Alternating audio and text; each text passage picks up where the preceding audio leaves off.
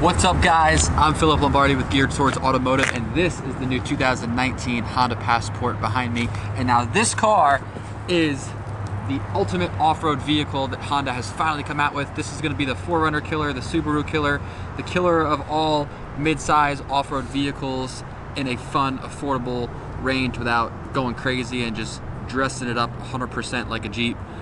This car has so many accessories available already for it, and it's finally between a CR-V and a Pilot, which is a vehicle size that Honda has been lacking for quite some time. So the Passport is finally back out, much better than the old Passport / Isuzu you are used to, and it has just insane off-road handling capabilities and features on the vehicle. So without further ado, I'm Philip with Geared Towards Automotive, and this is the new 2019 Honda Passport.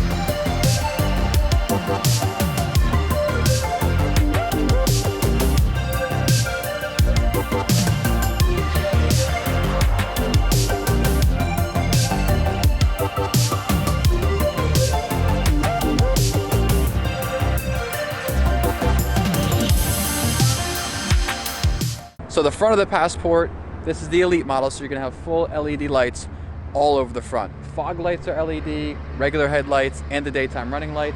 And I love that you have the black, matte black front grille area with the big H right there. You have the parking sensors in the front and the rear. And as we come over to this side, I like this, that this car is like completely blacked out. I would just add like a roof rack, tint the whole thing, maybe put beefier tires on there, but you have the 20-inch black wheels on there, and these are actually 10 millimeters wider than what you would find on the Sport, EXL, and Touring models. So a little wider track tire with the 20-inch wheels. Of course, you have the remote start, you have the push button start, you have the ventilated seats, heated seats, everything you would find in a Pilot Elite. For example, Apple CarPlay, all of the tech features except no third row because you have tons of storage. You have the gloss black body color matching roof rails up top, and then as we come along to the back, you're going to have the dual exhaust, the Elite badging, Passport badging right here, gloss black bumper area where the hitch would go, and then you have the 4 back parking sensors. But the car has a higher stance, as you can see. I love that you can see the suspension under there. You can see the back end of the tires and the vehicle, the dual exhaust, which is awesome on this car as well.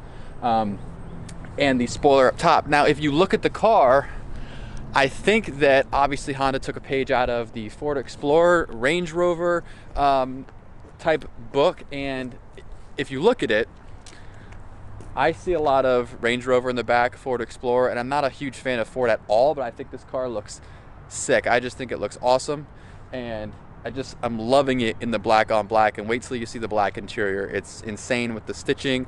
They do a diamond pattern with the ventilated seats. They do a diamond pattern with the stitching, and then you have the stippling grip on the steering wheel. So looks really, really nice. I counted, I think, about 10 speakers, and you have a subwoofer in the back and a center speaker up front, and you can adjust the center speaker volume on your dash, center it towards the driver if you want to, and there's a massive subwoofer in the back, and it's just a crisp, clean, loud audio system. So if you're out tailgating or out off-roading, you can crank it up and it sounds awesome. So the only thing I would do is add beefier tires to the vehicle, but other than that, right out of the gate stock, the car just nails it, absolutely nails it. So hope you guys enjoy it. Let's look at the inside. All right, let's look at the back of the vehicle first. So backup camera is here, which is, everything's in a little bit of a different placement. Even though it's similar to a Pilot, you're going to have the tailgate opening here instead of up there, and the backup camera there. And I think just that small change like that versus the Pilot, and then where the taillights are right there, they don't connect it all the way along the back tailgate. You'll notice this piece right here is gloss black, this little piece right there. You can't see that much of a difference there, but on the white or silver models and on the lower end models, that's a flat black, kind of like this bumper, and that's scratch resistant as well. So that's important to note. So on the side of the vehicle, you'll have this scratch resistant material, and it's a little bit different than the paint. Obviously you can see it right there. So that is better for off-roading, of course, if you're rubbing up against brush or anything like that on a trail, for example, or just anything like that. It's going to preserve your paint. So that's different, and I think it looks better on this car too. So power tailgate, it's also foot activated like you have on the Pilot. Let me get these out of the way. These are your floor mats. So you'll notice no third row, of course, that's the biggest change, and you just lift this up, and that's the first step, and you have this scratch resistant material right here, so you can load stuff on top of that. So your first storage bin is going to be right here, pretty deep, and you have two over there and over there as well. And you actually have real like cargo hook tie downs, unlike on the Pilot and CRV. And then you'll have the power outlet right there, the 12-volt power outlet. So just like the Pilot, you're going to have these buttons right here to fold down the back seats, but they are in a better position than what they are on the Pilot, because on the Pilot they're designed to get you into the third row. Now here they're just designed to fold these seats down so you can load all your stuff in the back. So you just push that button there and those seats go down super quick and all the way flat. Same thing on this side.